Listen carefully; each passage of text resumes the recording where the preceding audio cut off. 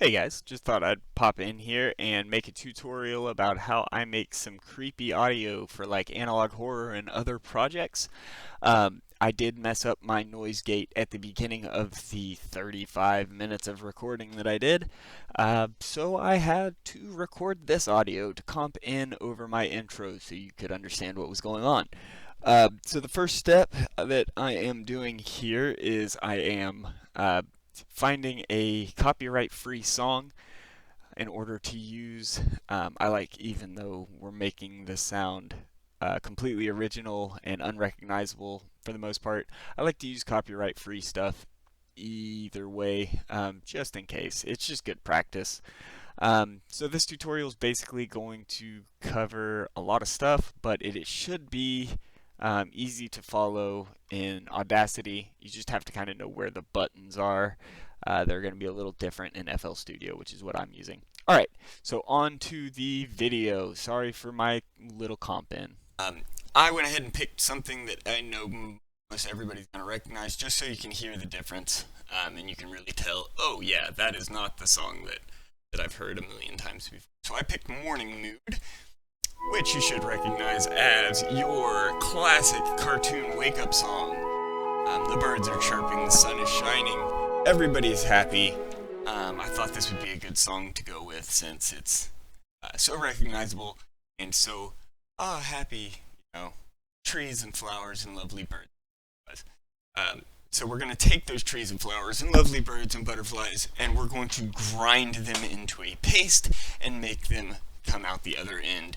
Creepy, distorted, weird, Cronenberg-esque type monsters compared to what they were originally. So I downloaded this song, and I'm just going to open up FL Studio 20, which is my digital audio workstation of choice. Again, you can probably use anything for this. I'm sure Audacity you could use for this, no problem. The main difference being just like where the buttons are located and all that. Everything will be called the same. Reverb's reverb, delay's delay, chorus is chorus. But you just kind of have to know where to find those effects and how to apply them. But as far as the process and everything we're doing, it's all going to be the same. So I'm going to drag my song that I just downloaded over into FL Studio. It's pretty, you can listen to it and hear that it is just, yeah, it is the classic song. That's all we got here. Okay, so the first step, I'm going to double click on it to pull up the channel settings. This is your channel settings menu. You can affect all kinds of things. You can affect the volume, the pitch, the length. You can reverse it, you can normalize it, all kinds of stuff. Right off the bat, I would say that reversing is a pretty good effect. It's going to give you a creepy vibe off of something recognizable and change it to where you can't really recognize it. Not going to be what we're doing today, but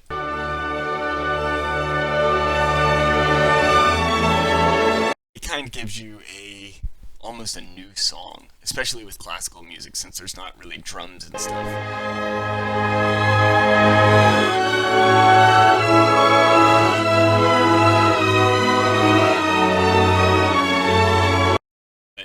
Reversing's an obvious good effect to use when you're making stuff, but we're not going to use it today. Okay, so the first step, we want to get this track onto our channel mixer. Easiest way to do that is to double click, open channel settings, and click this little button here that says track. That'll put it onto an available channel mixer. It chose to put it on 5. That's fine. I don't know why it goes with 5, but it went with 5. So you can see it here on channel 5. If we play the song, you'll see that there is information. That's what's coming through.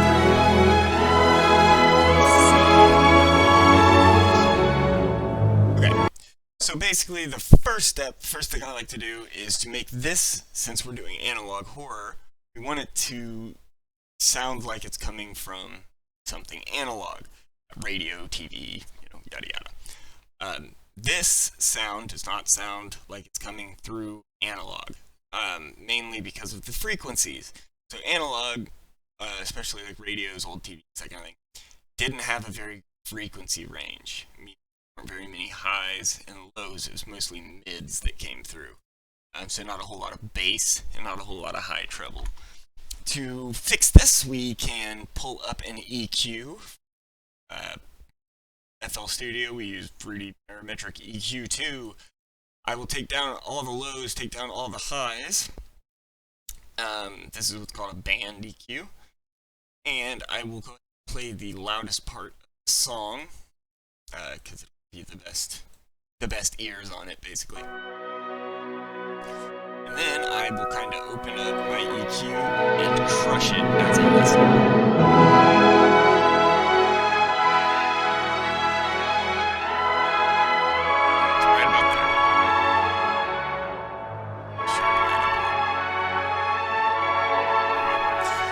So now, it sounds like it's coming from the radio.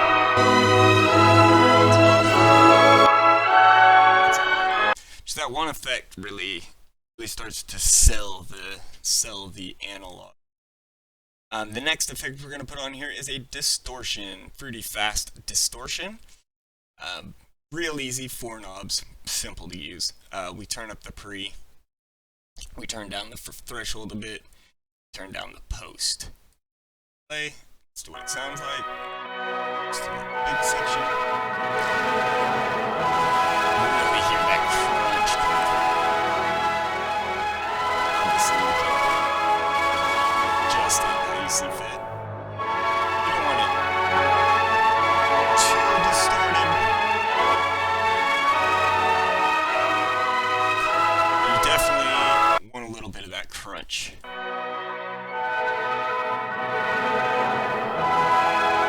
Static coming through. Now we'll go ahead and put another EQ after the distortion. So as you go down in these effects lists, that's the order that it's going to apply to the sound. So the first thing it's going to do is that squish on the EQ, then it'll apply the distortion, and the distortion will actually add some of those highs and lows back in. So I like to crush it. Just take those highs and lows back out. This one doesn't do a whole lot, it's not working super hard, and it'll remove that overly static sound. Kind of just how much you want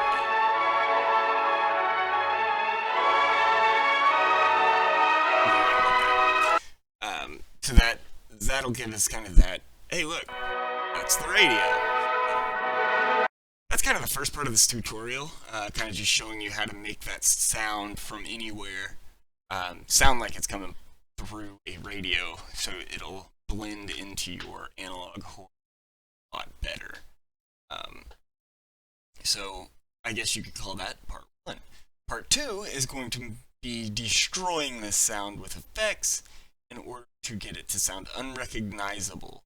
And it's kind of good to know these steps one by one, because the first effect, to get it to sound through the radio, you'll want to do all kinds of stuff. This EQ, distortion EQ flow here will be good for voice lines, it can be good for songs, other sounds, just big impact sounds. Maybe you've got you know, like a truck that drives by or something. You could put the same effect stack on it, and it will make it sound like it was recorded on a VHS tape or whatever.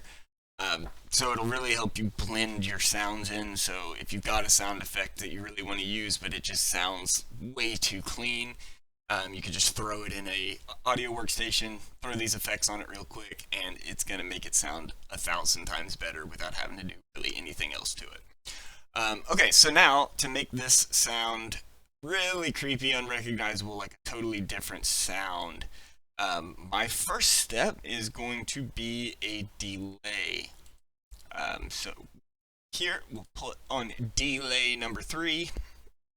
Make sure your tempo sync is off, and I like turn the time up. The time knob is kind of just how it's going to sound. The closer to the bottom, basically, if you have it all the way off, obviously nothing's going to happen. And the further you pull this knob, the further you're pulling that echo away from the original sound. So I like to have it up quite a bit. It really gives more of a metallic-y sound, and really kind of just explodes that sound. This effect, by the way, is very similar to what is called the Haas effect, Haas.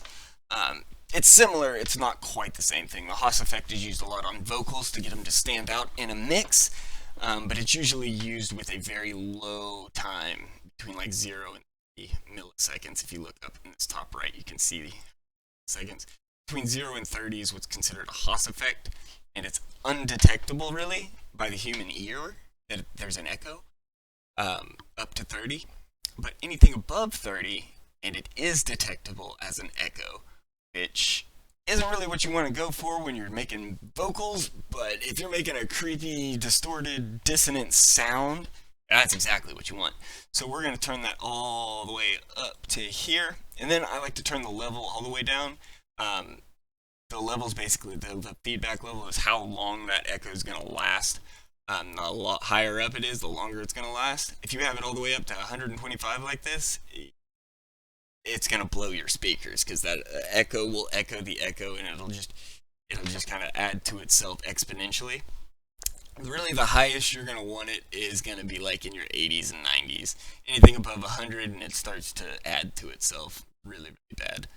Even in the 80s and 90s it'll kind of do it, but because we're making creepy music, creepy sounds, that's kind of what we're going for. So I'm going to go ahead and turn it all the way down, and then I'm going to let it play, and then I'm going to turn the level up until it gets to somewhere where I find acceptable. That's the big part.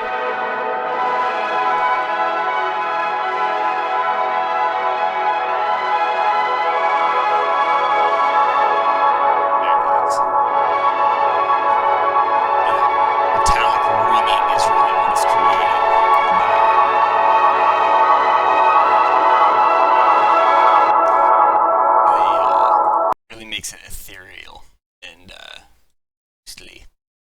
okay, so after the delay, we're going to add a reverb 2. This just kind of adds to that effect. Not really a big deal. I like to just turn the wet up pretty high and turn the size up, make it a big old. I'll let you hear what that sounds like.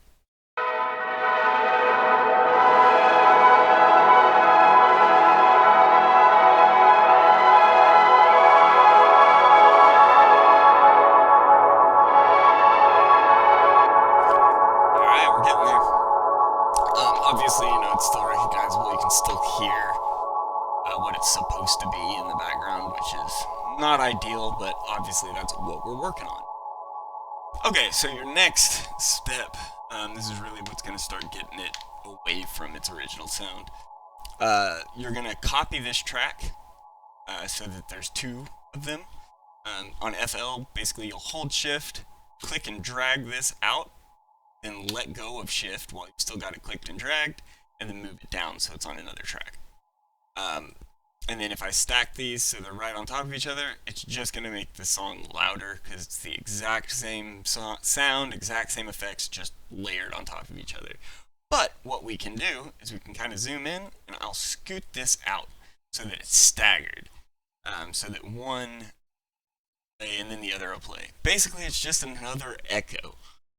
It's just kind of doing it manually, and that's so that it'll be a little bit further apart, and just kind of, you're just ripping the sound apart is all you're really doing. So I'll go to the big section and let you hear it.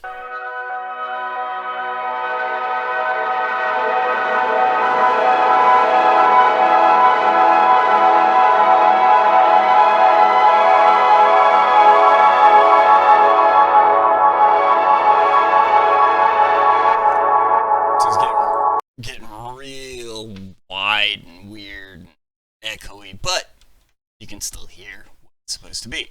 So next step, so basically these are the same track, so if I were to go in here and mess with all these knobs, it will also mess with all of these knobs, because it's the same track, same audio sample, just a copy of it, the clone pretty much. Anything I do to one will happen to the other. But I don't want that. I want to affect one independent of the other. So what I will do is I'll click this little button right here. It looks like a little wave at the top left of the thingy, and I will click Make Unique as Sample. save it. Now basically what that'll do is now these are two different channels. You can see right here they're two different channels, right here they're two different channels. They're called part 2. It's two different channels. So now I can affect this one independently. If I were to take this and change it to channel 6, for example, and go back here, you see this one's on 5, this one's on 6. But I could do that. What I do want to do is I want to make it a dissonant sound. So right now they're in key because they're the same everything, so they're going to be in key. To make it dissonant, I'll click on the second one here and I'll take the pitch down to 300 cents. So you can see in the top left while I've got it held that it says pitch shift minus 300 cents. So we'll go ahead and do that. Boom. So now this one's 300 cents lower than this one. The reason I chose 300 cents is because a little bit of music theory. If I chose like 400 or 500, that's 4 and 5 steps. It's in key still. So pretty much I just know that 300 cents is going to make it sound out of key, so I went with cents. There's other ones you can go with. You can go with 150, you can go with 620. It really, again, doesn't matter too much. As long as it sounds bad, which is what we're going for. So I will zoom out to the big part and let you listen to the new dissonant.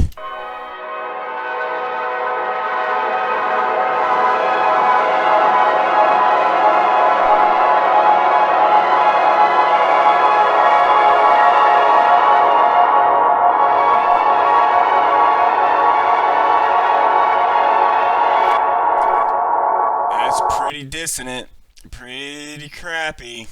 It's not good. So it's perfect. Alright, so that's kind of part 2. That'll get you this really creepy dissonant sound. To use something that's not as recognizable as Morning Mood. Obviously, no one's going to know what song is playing. It's also really cool because like in DaVinci, which is the editor that I use, the video editor I use, DaVinci, you can actually, it has a tab called Fairlight, and Fairlight's basically their audio editor. It's actually really powerful. I do a lot of this stuff in Fairlight usually, doing it in FL because I think it's easier to follow. But you can do a lot of stuff in Fairlight, DaVinci's audio editor. So I'll do a lot of this stuff on automation, basically to where it'll start as just the regular sound, and it sounds, oh, that's Morning Mood, I know that, and then it'll slowly over time add in distortion and reverb and delay and all this stuff to where by the time it gets to this big part, it is just a crazy. So the sound gets distorted as the video goes on. I'm not going to do that now because that would take triple the time of this video. But I might consider doing a little walkthrough on something like that later. People are asking for it. Okay, so next step I would want to do here is I'm going to I want to blend these together a little bit, if that makes sense. They're pretty blended together as it is. So this step isn't super necessary. If I was just making this and wasn't making a tutorial, I might not even do this step. For this sound, I would probably just kind of keep working on these two in ways, but it's good for practice. So if I want to affect both these channels at once, either to blend them or maybe I want to put the same distortion on them, whatever. Basically what I'm going to want to do is let's do it this way. So I'll make a new Morning Mood here. This one should be clean.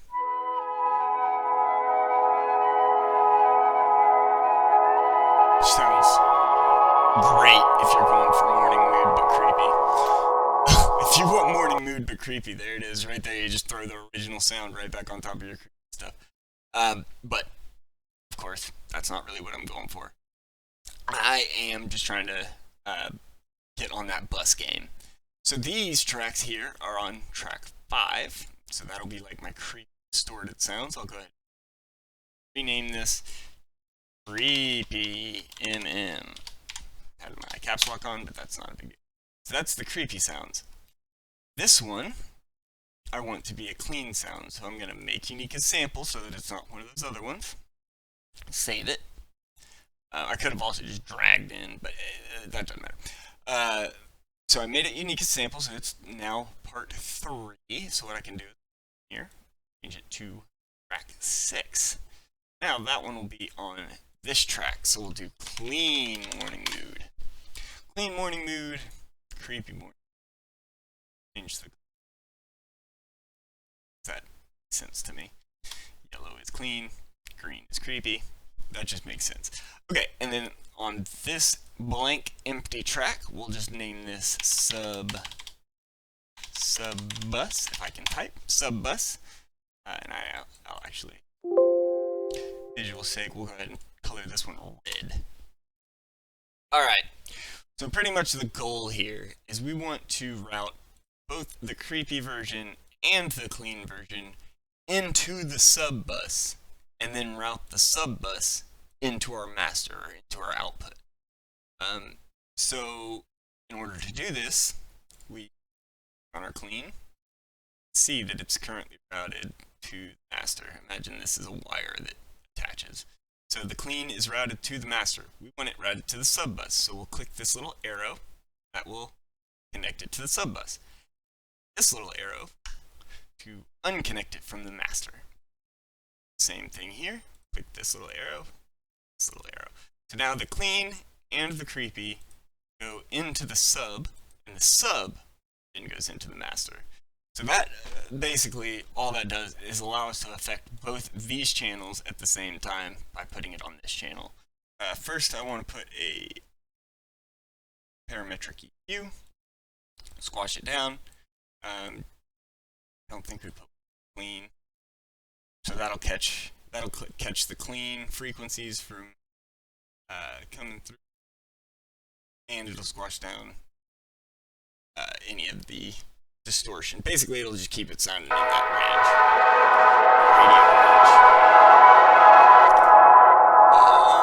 range. Okay. I also like to put a... I always forget what the name of it is until I see it. There it is, the chorus. I don't know why I forget it. Basically, it makes a single sound into a group of sounds. So if you've got like one singer, you can make it sound like a group of singers, albeit not very well. I don't really like the chorus effect when it's being used to try to sneak a group of singers into your face when you can tell clearly that is one person take. You can just do multiple takes and stack them. Waffling. I'm waffling. I'm going to keep doing this. Okay, so basically the chorus is just going to expand that sound, make it even worse. Make it just an absolute cluster in your ear that you don't want to listen to. Which is what we're going for. Unsettling, weird, bad. So this is how much the effect is affecting your sound.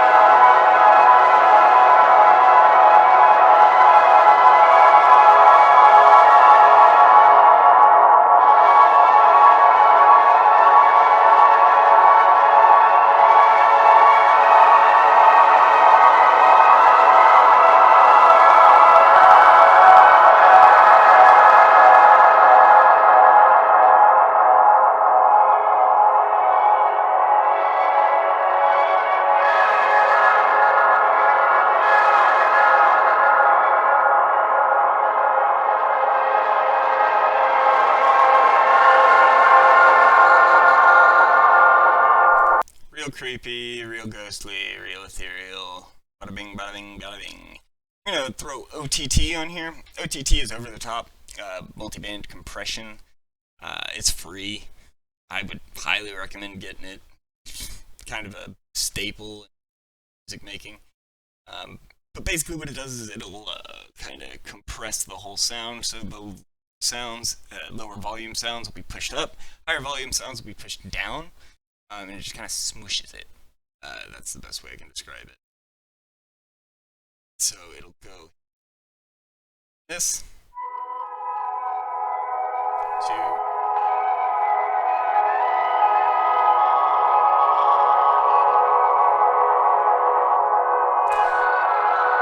hard to tell the difference, but trust me, it's there.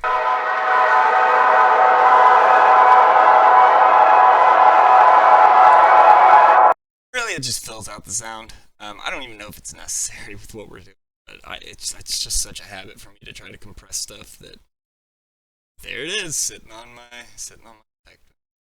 So, um, that's pretty much kind of what I'm trying to get at here. Basically, you're just gonna keep experimenting, keep adding these distortions, EQs, reverbs, delays, chorus, flangers, phasers.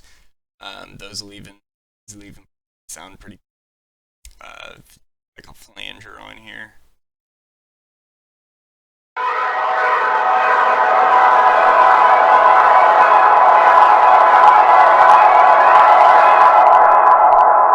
Almost makes it sound vocal. Somebody's going oi oi oi. So that's pretty cool. I think that about does it for really like the basics of making some creepy sounds out of existing sounds. There's just an absolute endless amount of things you could do to make it sound even creepy. Vocodex, for example. If I just picked Vocodex and then hit play.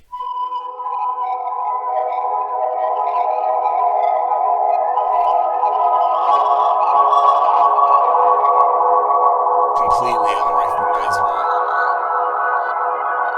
It's just creepy, and it's all about experimentation. Like, I didn't even change it. That's just the default X, and I just picked it randomly. So there's all kinds of stuff that you can do. The last thing that I am going to do here, this sound, is just kind of a little bit of a free, unpaid advertisement for my favorite plugin for making creepy sounds and distorted weirdness. And that is going to be the Portal. It is paid. I think it's like $200. You can get it on like a payment plan, which is I think how I got it through Splice. Is it worth it? Depends on if you're going to be using it. I use it all the time, so I think it was absolutely. I love this thing. A lot of times I'll just hop on, throw just one synth in, and then just go through here and see all the different ways I can mess it up. So I'll just give you a few examples here, just because I think it's cool and I personally kind of want to hear it. I don't really have any the clicks, just because it sounds cool. So basically, Portal just glitch. It's a glitch effect type. It doesn't care about your beats per minute or your tempo or your key. It just cares about sound design, which is what we're going for. So, like, for example, if I hit play, you'll hear that it is.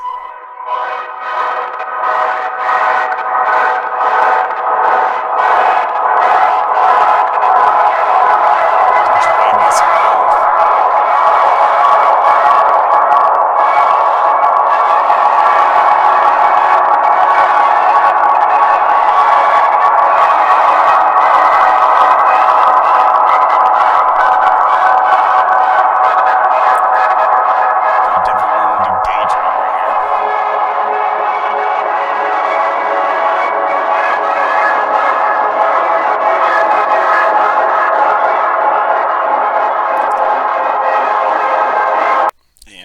One more just for fun, we'll go to sound design,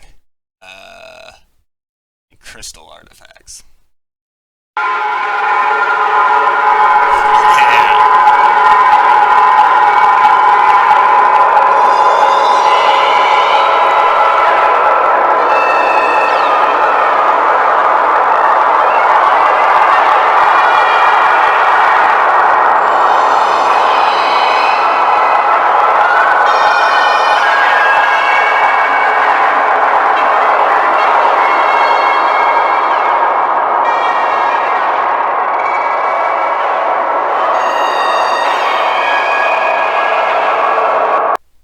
See why it's my favorite plugin? You just throw it on there and just start messing with it, and you're gonna have horror sounds in a snap. Great.